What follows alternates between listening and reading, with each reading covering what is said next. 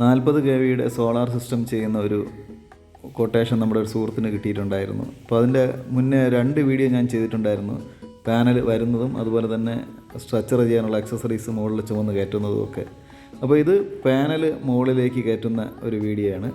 ഇത് വന്നിട്ട് 545 വാട്ട്സിൻ്റെ വാരി സോളാറിൻ്റെ ഹാഫ് കട്ട് പാനലാണ്. അപ്പോൾ ഈ ഒരു 74 പാനലും മുകളിൽ ചുമന്ന് കയറ്റണം.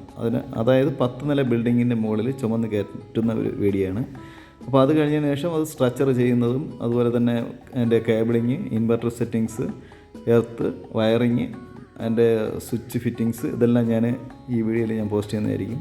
ഇപ്പോൾ നമ്മൾ എണ്ണി നോക്കിയപ്പോൾ കറക്റ്റ് 74 പാനലും ഉണ്ട്. അപ്പോൾ ഈ ഒരു പാനൽ മുകളിൽ കയറ്റാനായിട്ട് മുകളിൽ 2 കപ്പി കെട്ടിയതിന് ശേഷം 2 റോപ്പും 2 ഹുക്കും ഉപയോഗിച്ച് ഈ ചെറിയൊരു ഗ്യാപ്പിൽ കൂടി ഇത്രയും പാനൽ മുകളിലേക്ക് വലിച്ച് കയറ്റി നമ്മുടെ പാനൽ ഫിറ്റ് ചെയ്യുന്ന ആ ഭാഗത്ത് കൊണ്ടുപോയി സെറ്റ് ചെയ്യണം. അതാണ് അടുത്ത ഇവിടെ ജോലി. അപ്പം അവർ ചെയ്യുന്നത് പാനൽ എടുത്ത് ഇങ്ങനെ വെച്ചതിന് ശേഷം 2 ഹുക്ക് ഇതുപോലെ തൂക്കി എടുക്കേണ്ട ആ ഒരു പോർഷനിൽ ഫിറ്റ് ചെയ്തതിന് ശേഷം ഈ ഒരു പൊക്കം കണ്ടാലും ഈ ഇത്രയും 10 നില ബിൽഡിങ് ഈ ഒരു ചെറിയൊരു ഗ്യാപ്പിൽ കൂടി മുകളിലേക്ക് വലിച്ച് കയറ്റി ഈ ഒരു ഇത്രയും പാനൽ മുകളിൽ കൊണ്ടുപോകണം.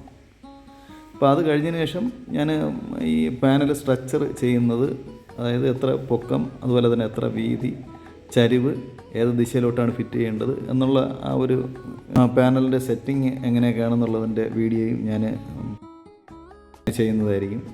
അപ്പോൾ ഈ ഒരു ഗ്യാപ്പിൽ കൂടി ഇത്രയും മുകളിലേക്ക് വളരെ സൂക്ഷിച്ച് 2 സൈഡും തട്ടാതെ അവർ മുകളിൽ കൊണ്ടുവന്ന് വയ്ക്കുകയാണ്. മേളിൽ ഭയങ്കര കാറ്റാണ്. ആ ഒരു കാറ്റിനെയൊക്കെ അതിജീവിച്ചിട്ട് വേണം ഇവർ ഇത്രയും പാനൽ കൊണ്ടുവന്ന് അടുക്കി സ്ഥാപിക്കാനായിട്ട്. അപ്പം ഈ ഒരു പാനൽ അടുക്കി വയ്ക്കുന്ന സമയത്ത് പിടിച്ചു നിർത്താൻ പറ്റാത്ത രീതിയിൽ തന്നെ ഭയങ്കരമായിട്ടുള്ള കാറ്റുണ്ടായിരുന്നു. ആ കാറ്റിൻ്റെ ശക്തി കൊണ്ട് ഒരു പാനൽ പൊട്ടുക വരെ ചെയ്തു. ഈ കാണുന്ന പാനൽ നമ്മൾ അടുക്കി വെച്ചതിന് ശേഷം അടുത്ത പാനൽ എടുക്കാൻ പോയപ്പോഴത്തേക്ക് വീണ് പൊട്ടിയതാണ്. അപ്പോൾ അത്രയും പാനൽ മുകളിൽ വേറെ മറ്റൊരു സ്ഥലത്തേക്ക് സ്ഥാപിച്ചു. അപ്പോൾ ഇനി അടുത്ത അതിൻ്റെ സ്ട്രക്ചറും ബാക്കിയുള്ള കാര്യങ്ങളും ഒക്കെയാണ്. അപ്പോൾ വീഡിയോ ഇഷ്ടപ്പെടുകയാണെന്നുണ്ടെങ്കിൽ ജസ്റ്റ് ഒന്ന് സപ്പോർട്ട് ചെയ്യുക. മറ്റൊരു വീഡിയോയുമായിട്ട് വീണ്ടും വരുന്നതുവരെ ബൈ ബൈ.